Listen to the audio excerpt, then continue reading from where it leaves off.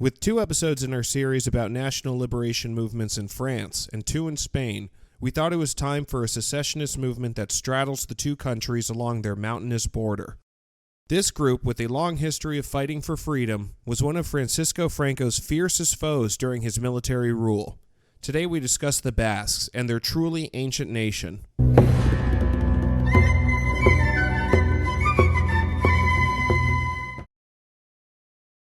The Basque language is the oldest living language in Europe, a fossil from before the Indo-European invasions over 4,000 years ago. The fact that the Basques have been so linguistically, and to a certain extent genetically, distinct for so long is a testament to their independence. Basque country is in the very rugged terrain of the Pyrenees mountain range, and while many empires have extracted tribute from them, as early as the Romans, they have failed to assimilate them. A Basque polity was formed in the Middle Ages, Navarre, which passed between French and Spanish hegemony, similar to how Brittany played off British and French competition. The Spanish grew to control most of the Basque country, and the Basques enjoyed a high degree of autonomy with their own distinct fueros, codes of law, with related protections given to their northern cousins under French rule. The fueros of medieval Spain are a fascinating example of bottom-up, customary law that the King of Spain and his vassals were bound to uphold and not allowed to amend. Status on both sides of the Pyrenees took away the Basques' ancient rights. In France, the customary autonomy of the Basques was, like the Bretons, dissolved by the Jacobins in 1790, who sought French national unity over silly things like rights. With war against the Spanish in 1793, Basque men refused to engage in blood spilling against their brothers across the border, and the French state responded by deporting thousands of Basques away from their border regions, their homelands. A well-known Jacobin propaganda line was, "Fanaticism speaks Basque." Yes, to oppose war is fanatic. Doi! In Spain, the increasingly centralized Spanish state, which was once a loose union of kingdoms before it became absolutist in 1714, still more or less respected Basque autonomy until it was conquered by Napoleon in 1808.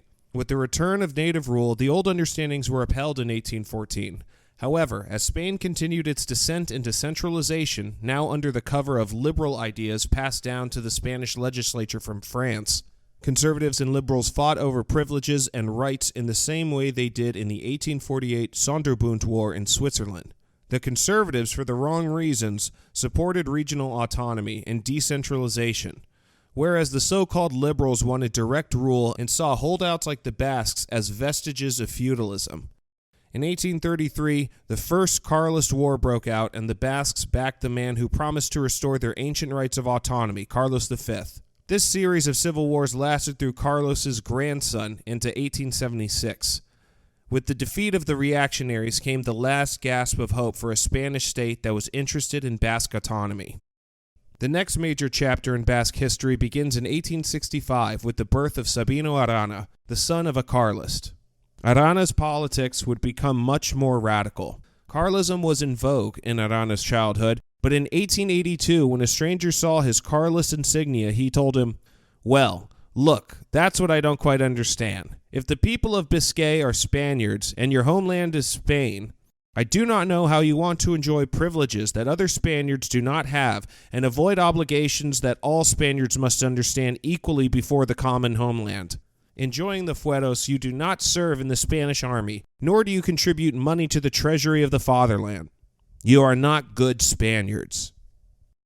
Arana, instead of being offended, saw the truth in his words. How can a nation like the Basques simply ask for privileges from their mother empire? The solution was to create their own polity, where they can become more than just parasites on the national core. In 1894, he founded one of the oldest political parties still around in Europe, the EAJ, or Basque Nationalist Party. A man who detested both classical liberalism, as he saw it, and socialism, he formed a sort of Christian integralist ideology that totally rejected Spanish nationalism and indeed even Spaniards. Despite his reactionary leanings, however, he was a stalwart abolitionist and anti-imperialist, supporting the African Zulus in their fight against the British Empire in his time. During the disastrous Spanish-American War, Arana was imprisoned for sending a telegram to then Colonel Teddy Roosevelt congratulating him for liberating Cuba from Spain. He died in prison in 1903. Basque nationalism continued to develop after Arana's death, moderating somewhat, but by the Spanish crisis of 1936, political Catholicism was a strong enough force within the EAJ that the party and the Basque people were not sure who to back.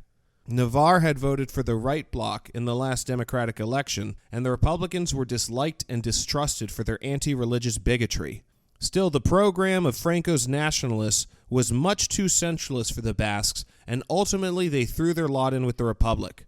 In 1937, the Basques were to suffer greatly for this choice, as the city of Guernica was mercilessly bombed by Nazi German warplanes, unopposed as the Republicans gave little help to the Basques. Their suffering continued after the victory of the Francoists, as the party was banned and its leaders were forced underground or in exile. Many Basque fighters ended up fighting the German occupation of France during the 40s in the shelter of the Pyrenees. While the EAJ was under constant threat of destruction in Spain, a group of young men who disagreed with their nonviolent approach founded the ETA, Basque Homeland and Liberty, in 1959. This group quickly became enmeshed in the Third Worldist Maoist ideology of the far left, against their mother organization's, at this point, very center-right outlook, and started conducting bombings and assassinations starting from 1968. In their bloody war against the Spanish state, they had the honor of successfully killing Franco's chosen successor in 1973, unquestionably crippling the military dictatorship. The last men in Spain executed by the state were ETA members, and their deaths in 1975 only did more to threaten Franco's tenuous hold on power and international acceptance in his last few months of life. One would think that the overthrow of the regime in 1977 would have ended the ETA's bloodlust, but in the late 70s and early 80s, they were totally unmoved by the new government's statutes on autonomy, which gave the Basque nation a measure of self-rule once again. Only in 2010 did the ETA finally agree to a ceasefire, after decades of car bombs, and indeed the infamous 2004 train bombing in Madrid was initially blamed on the Basques. As the ETA conducted their war against the Kingdom of Spain, after the restoration of democracy, the EAJ did very well for itself, being the largest party in every single election in the autonomous Basque region since 1980, and being the senior governing party in all but one. The current central Spanish government relies on the EAJ, along with a number of other regionalist parties, to pass important legislation. The old Basque province of Navarre has been separated from Basque country, and EAJ has some influence there as well, but as a junior partner with the left-wing Bildu, Basque Country Unite. Prospects for an independent Basque state are unclear. However, the Basque nationalist movement continues to hold significant cards in the very polarized Spanish central elections. Autonomism is a fairly strong force in Spain in almost all the provinces but the imperial core of Castile. But full-throated independentism is only popular in brave Catalonia and among Basque parties like Bildu. The EAJ, once a focal point for the radical program of freedom from Spain, has become a moderate roadblock to what the Basque people have demanded for millennia: freedom. Let us hope they return to their motto, God and the old laws. Long live the Basques, and may 1,000 flowers bloom.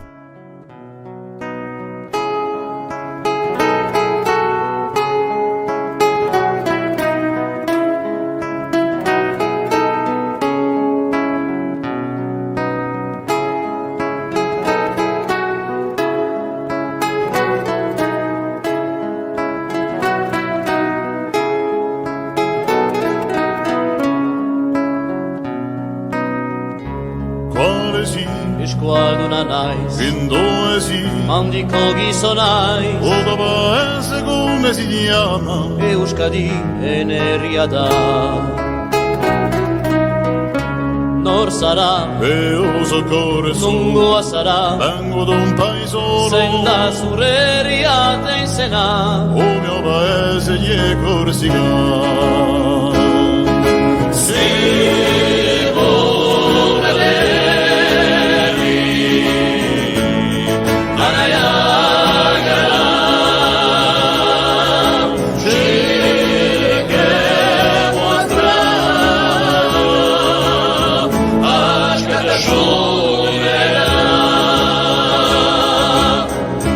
Popolo d'orso da un pasto da mare, nostra antenati a lingua si muore, lo sono strane di campa, senza riorte smariscerà.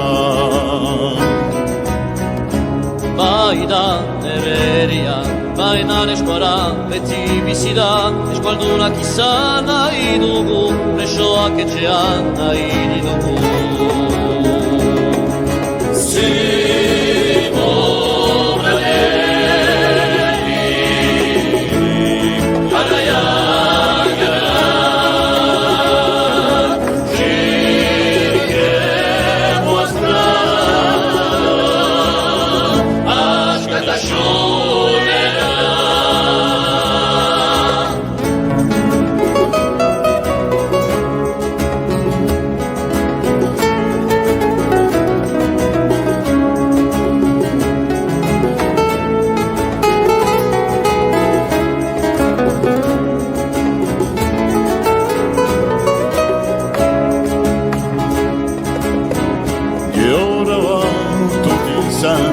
Noi di costruire la bene e di lottare senza piantà sino all'arma di libertà. C'è chi, dena che c'è ha, orra di bini, garra videa, naure gurekin erianetza, esku, askatasunera.